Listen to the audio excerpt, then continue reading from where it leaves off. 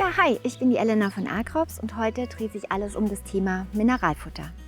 Mineralfutter sind Mischfuttermittel, die in der Regel eben Mengen- und Spurenelemente enthalten und meistens sind auch noch Vitamine zugesetzt.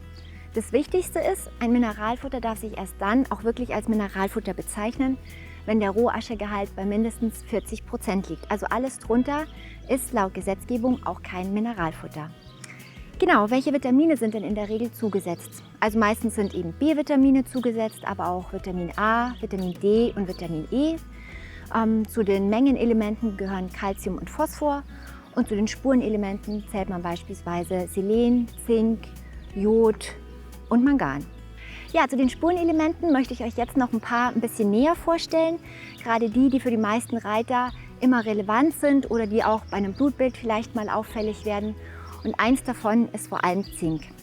Zink kommt in sehr vielen Enzymen im Körper vor, ist dabei zum Beispiel vertreten auch als Enzym im Kohlehydrat- oder Proteinstoffwechsel, ist zudem aber auch wichtig für die Zellregeneration, also dementsprechend auch für die Regeneration von Haut und Schleimhaut, spielt auch eine wichtige Rolle bei der Keratinsynthese. Keratin wird ja benötigt, um ein schönes Fell und ein gesundes Horn auszubilden.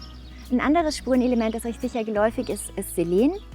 Selen ist zusammen mit Vitamin E ganz wichtig für den Zellschutz im Körper. Selen ist Bestandteil der Glutathion-Peroxidase, also einem Enzym, das im Körper dafür sorgt, dass die Peroxide, die im Stoffwechsel entstehen, gehemmt werden. Jetzt ist es so, dass in Deutschland die meisten Böden eigentlich Selenmangelböden sind. Das heißt, man hat nur sehr wenig Regionen, in denen das Pferd durch die Heuversorgung ausreichend auch mit Selen versorgt ist. Dementsprechend kommt man da eigentlich nicht umhin, dass man über ein Mineralfutter oder über ein mineralisiertes Kraftfutter das Pferd dementsprechend auch ergänzt. Bei einer marginalen oder defizitären Selenversorgung kann es dann schon auch mal sein, dass das Immunsystem nicht mehr in der Art und Weise arbeiten kann, wie das eigentlich für den Körper vonnöten ist. Das nächste Spurenelement, das ich euch noch vorstellen möchte, ist Jod. Viele von euch wissen bestimmt, dass Jod Bestandteil des Schilddrüsenhormons ist und dementsprechend auch an vielen Stoffwechselprozessen im Körper beteiligt.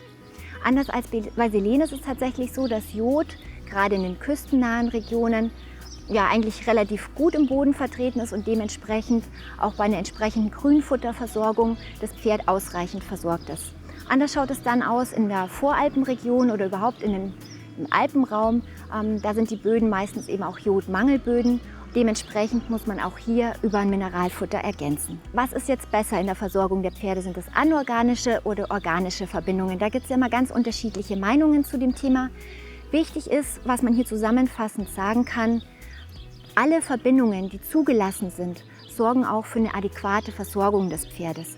Also wenn man sich eben an die entsprechende Dosierungsempfehlung des Herstellers hält, hat man auch eine entsprechend gute Versorgung des Pferdes. Klar, es gibt Verbindungen, zum Beispiel Zinkoxide, deren Verfügbarkeit im Organismus ist nicht so gut, aber wie gesagt, bei einer entsprechenden Dosierung kann man mit allen zugelassenen Nährstoffen auch eine entsprechend adäquate Versorgung des Pferdes sicherstellen. Die anorganischen Verbindungen sind beispielsweise Oxalatverbindungen und Sulfatverbindungen und zu den organischen Verbindungen gehören all die Spurenelemente, die entweder in einem Chelatkomplex vorliegen oder die an Aminosäuren gekoppelt sind. Häufig werden wir gefragt, auch in der Beratung, ob Kräuter eine ausreichende Nährstoffversorgung darstellen. Das kann man ganz klar mit Nein beantworten. Kräuter haben keine konstante Nährstoffversorgung. Zum anderen liegen sie auch in Kräutern in einer relativ geringen Form vor. Das heißt, man müsste unheimlich große Mengen füttern, um das Pferd ausreichend versorgen zu können.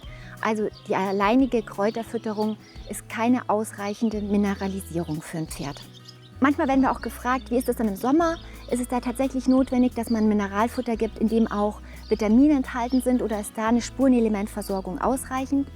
Da muss man sagen, bei jungen Pferden ist es tatsächlich in Ordnung, wenn man nur mit Spurenelementen versorgt. Die B-Vitamine werden durch die Darmbakterien hergestellt und dem Pferd so zur Verfügung gestellt. Auch die Vitamin-C-Synthese funktioniert beim Pferd ganz ausgezeichnet.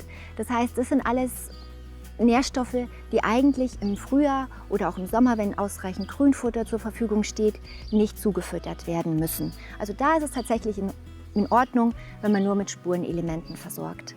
Anders schaut es jetzt bei Pferden aus, die vielleicht einen erhöhten Bedarf haben, sprich eben gravide Stuten oder auch laktierende Stuten, aber natürlich auch ältere Pferde, bei denen vielleicht die Eigensyntheseleistung nicht mehr ganz so optimal ist.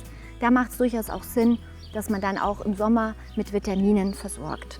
Ja, eine nicht ausreichende Nährstoffversorgung, die kann sich auf unterschiedliche Art und Weisen darstellen. Manchmal kann das eben auch mit Hautproblematiken einhergehen. Es kann sich aber auch zeigen, indem die Pferde versuchen, Erde aufzunehmen oder Pferdeäpfel aufnehmen. All das können schon so auch Indizien sein, dass es eben zu einer nicht ausreichenden Nährstoffversorgung gekommen ist. Und da kann dann teilweise auch das Blut Aufschluss darüber geben, ob irgendwo ein Mangel herrscht oder ob irgendwo noch zusätzlich ergänzt werden muss. Wichtig ist aber, dass man auch beim Blutbild im Hinterkopf behält, dass es nicht immer ein aussagekräftiges Ergebnis darstellen muss. Denn viele der Nährstoffe werden auch in den Geweben gespeichert und sind so nicht immer im Blut darstellbar. Selen ist aber tatsächlich so, dass wenn man einen Selenmangel im Blutbild hat, das wirklich auch als eine Mangelsituation darzustellen ist und dementsprechend sollte dann auch Selen ergänzt werden. Und das ist nochmal ein ganz wichtiger Punkt. Selen sollte nicht einfach mit dazu gefüttert werden, wie man das beispielsweise bei einer Zinkkur machen kann. Selen sollte wirklich nur dann auch ergänzt werden, wenn ein tatsächlicher Mangel vorliegt. Ja, was man dann noch dazu sagen muss, häufig haben wir in den Beratungen auch den Fall, dass uns die Leute fragen, anorganisch bedeutet doch bestimmt, dass es sich um ein synthetisches und um einen synthetisch hergestellten Nährstoff handelt. Und organisch bedeutet, dass es quasi natürlich vorkommt. Das muss man jetzt auch ganz klar verneinen. In der Regel sind alle Nährstoffe, die in einem Mineralfutter zugesetzt sind, eben auch synthetisch hergestellt. Das garantiert zum einen eben, dass man eine gewisse Reinheit der Stoffe hat und zum anderen aber auch immer die entsprechenden Gehalte im Mineralfutter, die dann auch deklariert sind. Neben den Mineralfuttern gibt es auch die Möglichkeit, dass man mineralisierte Kraftfutter füttert. Das kennen bestimmt auch ganz viele von euch. Das ist jetzt natürlich nicht für jedes Pferd tatsächlich optimal. Wenn man jetzt schon ein sehr leichtfutteriges Pferd hat, das vielleicht auch etwas dicker ist, dann macht es natürlich keinen Sinn, dass man ein Kraftfutter füttern muss, von dem man 2 Kilo am Tag füttern muss, damit man eine entsprechende Nährstoffversorgung hat. Da ist es dann sinnvoller, dass man ein nicht mineralisiertes Futtermittel nimmt, da eben nur eine kleine Portion davon füttert und dann eben die Nährstoffversorgung über die entsprechende Menge Mineralfutter noch ergänzt. Woran erkennt man jetzt, ob das Futtermittel mineralisiert ist? Das sieht man ganz klar auf der Deklaration der Produkte. Und zwar steht das unter der Kategorie Zusatzstoffe je Kilogramm. Dann wisst ihr eben, das sind nicht nur die analytischen Bestandteile des Futters, sondern das ist wirklich das, was dem Futter zugesetzt wurde und das euch zeigt, okay, das Futter ist mineralisiert oder eben auch nicht. Dann hatte ich ja eben noch gesagt, es gibt Pferde, die unter Umständen auch einen erhöhten Bedarf haben. Dazu gehören auch gravide Stuten oder laktierende Stuten, zum anderen eben auch ältere Pferde. Gerade bei den graviden Stuten muss man eben darauf achten, dass eben mit Ende der Trächtigkeit hin auch der Proteinbedarf oder aber auch der Bedarf der Vitamine A, D und E steigt. Das muss man entsprechend auch über das Mineralfutter dann eben decken können. Und dann gibt es neben den mineralisierten Kraftfuttern oder dem Mineralfutter selbst ja auch noch die Option einer Leckmasse, einer mineralisierten Leckmasse. Auch da wird häufig die Frage an uns herangetragen, ist es denn nicht ausreichend, wenn ich das meinem Pferd zur Verfügung stelle? Wir tatsächlich raten davon ab, das zu geben. Erstens handelt es sich dann um eine melassierte Leckmasse in der Regel. Das heißt, die Pferde nehmen unheimlich viel Zucker auf. Und zum anderen kann man bei diesen mineralisierten Leckmassen auch gar nicht richtig einschätzen, wie viel hat das Pferd tatsächlich aufgenommen. Also wir empfehlen immer die tatsächliche Ergänzung über ein Mineralfutter. Jetzt interessiert euch wahrscheinlich, woher weiß ich denn, wie der Bedarf meines Pferdes ist? Dafür gibt es tatsächlich in der Fachliteratur Tabellen. Da könnt ihr nachschauen und könnt euch auch eben entsprechend der Körpermasse eures Pferdes und eben auch der Arbeitsleistung, dem Alter etc. Da könnt ihr euch alles ausrechnen, wie hoch die Bedarfszahlen für euer Pferd sind und könnt euch dann eben auch entsprechend ausrechnen, wie viel von dem Kraftfutter bzw. von dem Mineralfutter ihr geben müsst. Bei der Mineralfuttergabe, aber auch bei der generellen Fütterung ist es wichtig, dass man aufs Calcium-Phosphor-Verhältnis achtet. In der Regel sind die Pferde mit Calcium schon meistens ausreichend bis überversorgt. Dementsprechend sollte man da auch mit kalziumreichen Futtermitteln aufpassen. Kalziumreich ist beispielsweise auch Luzerne und eine Kalziumüberversorgung kann eben auch ganz schnell mal in der Bildung von Harnkonkrementen bis hin zu Harnsteinen führen. Also da sollte man aufpassen. Und gerade auch in der Entwicklung junger Pferde ist es ganz wichtig, dass man das Kalzium-Phosphor-Verhältnis beachtet, damit es zu einer gesunden Skelettentwicklung kommt. Dann wird auch tatsächlich häufiger die Frage gestellt, wenn ich das Mineralfutter in mein Mesh mische, ist es dann problematisch? Also generell sollte man Mineralfutter nicht mit kochendem Wasser oder zu heißem Wasser aufgießen, weil man dann natürlich die enthaltenen Vitamine zerstören könnte. Aber an sich ist es völlig egal, wie ihr das Mineralfutter füttert.